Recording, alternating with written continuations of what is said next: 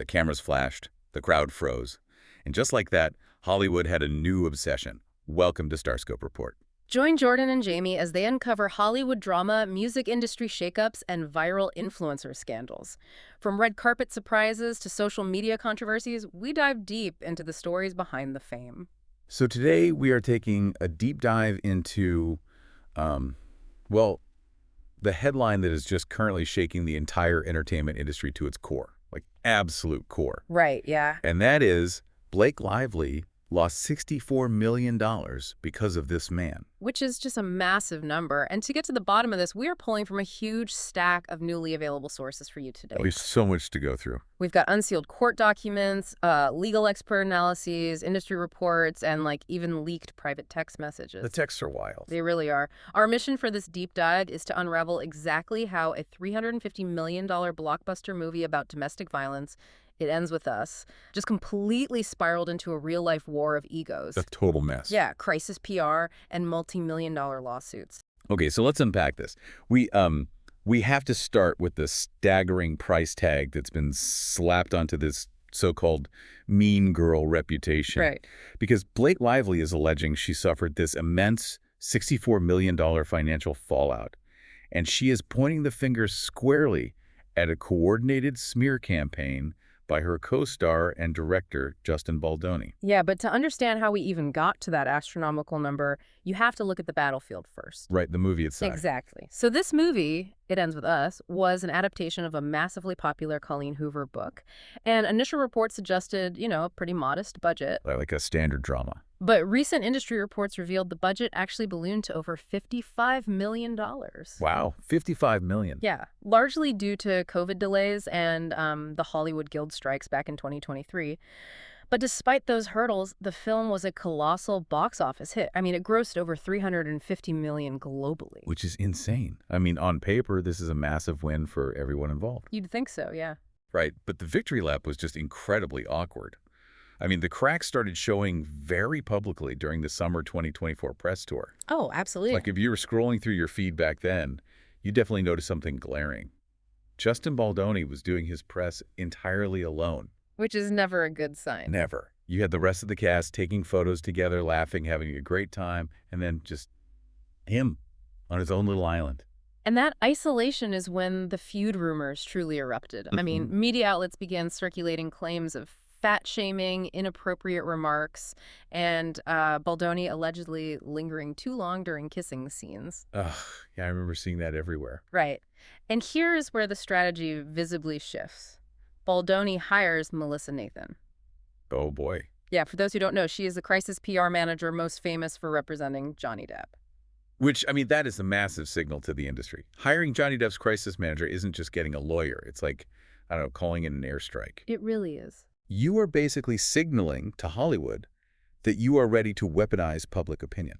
And according to Lively's $161 million lawsuit, that PR war was incredibly destructive.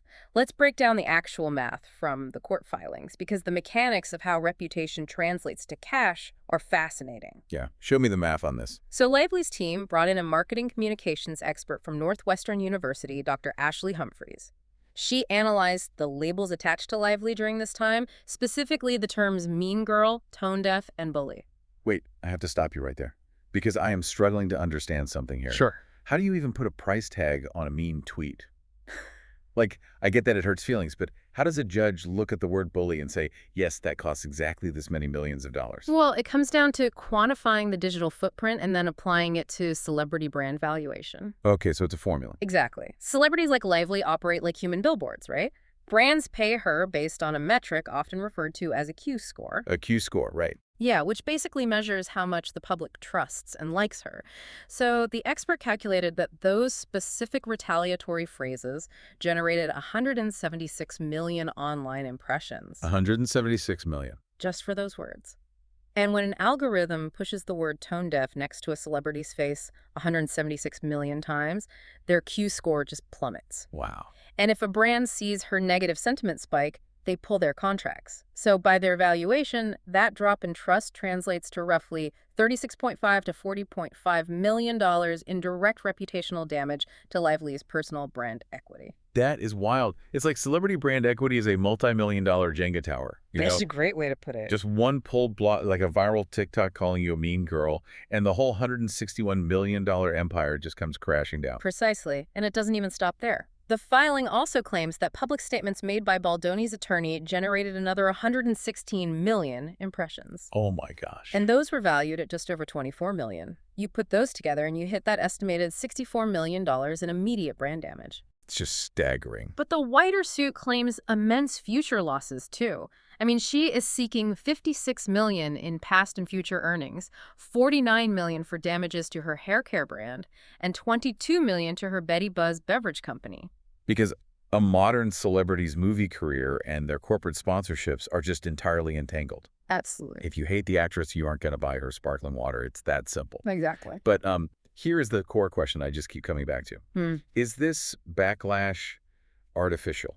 Like, is it cooked up by a crisis PR firm, as Lively claims? Or is it just organic fan reaction to those resurfaced unfavorable clips of Lively from past interviews?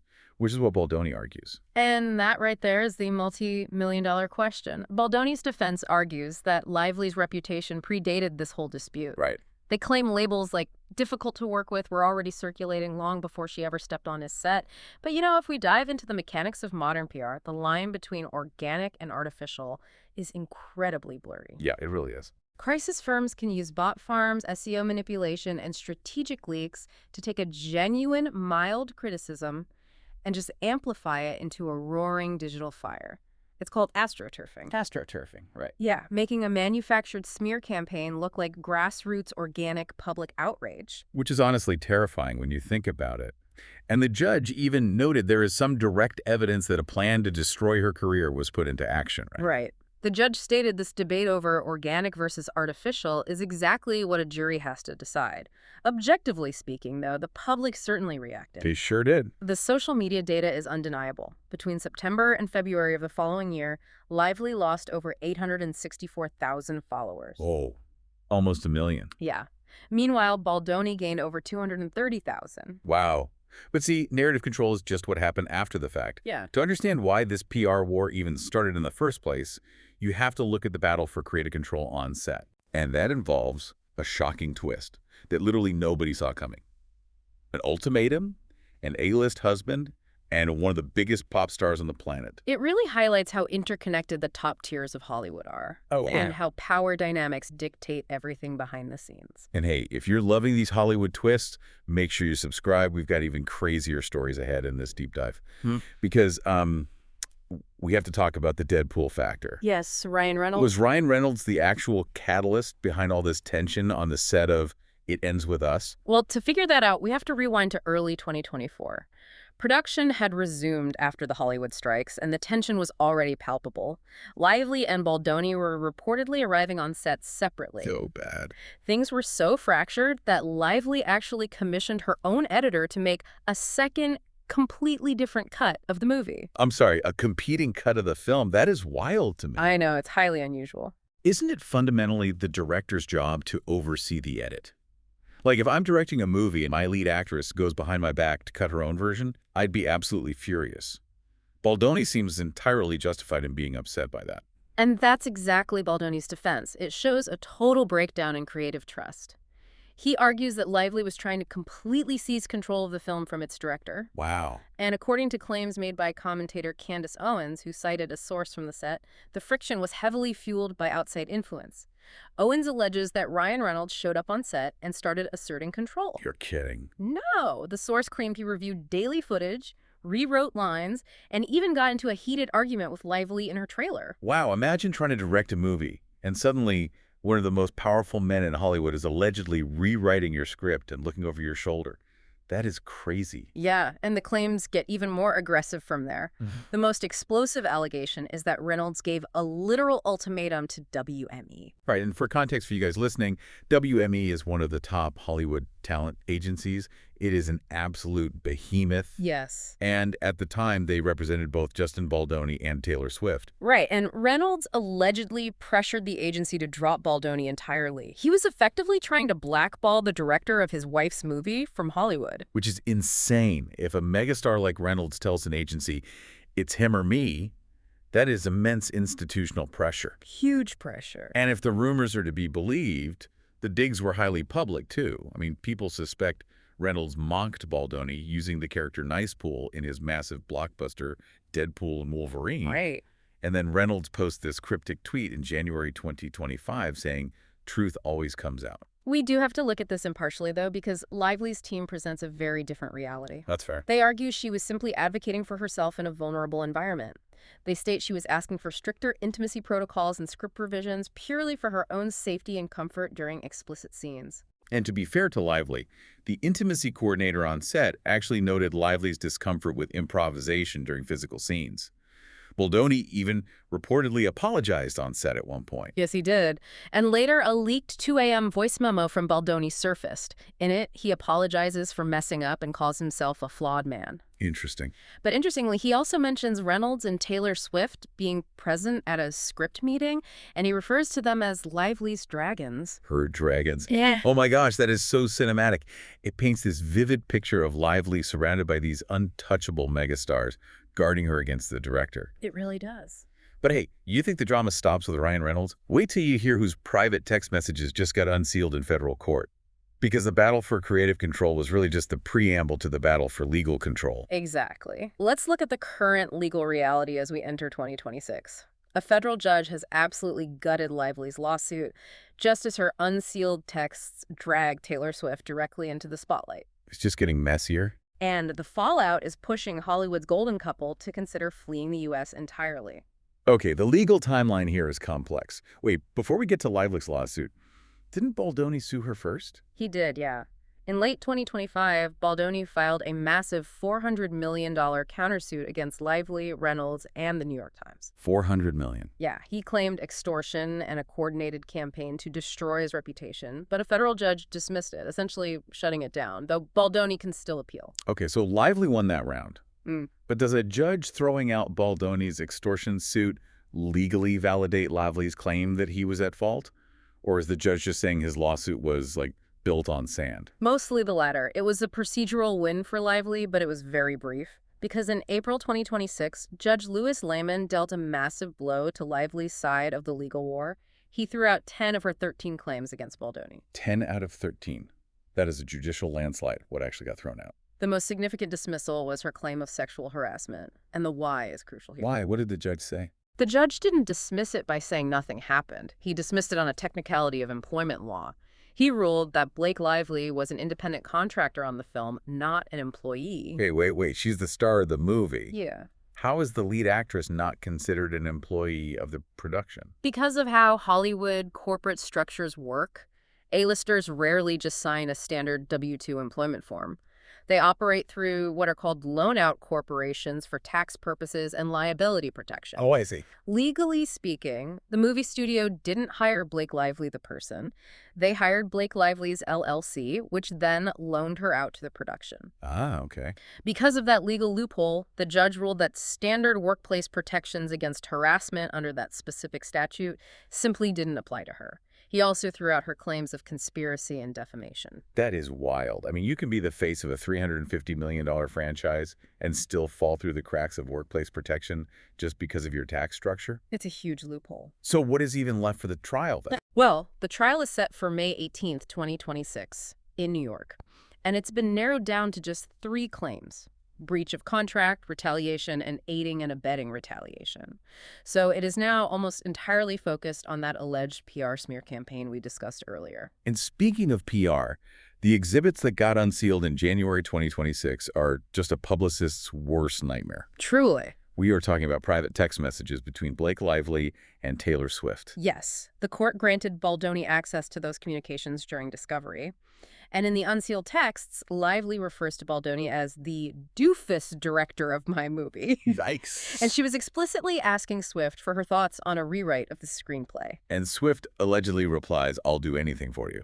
Which, I mean, that is incredible loyalty from a friend. Of course. But legally, that feeds right into Baldoni's argument that Lively was using her powerful inner circle to hijack the production. Exactly. And the human toll of this entire saga is becoming incredibly apparent now.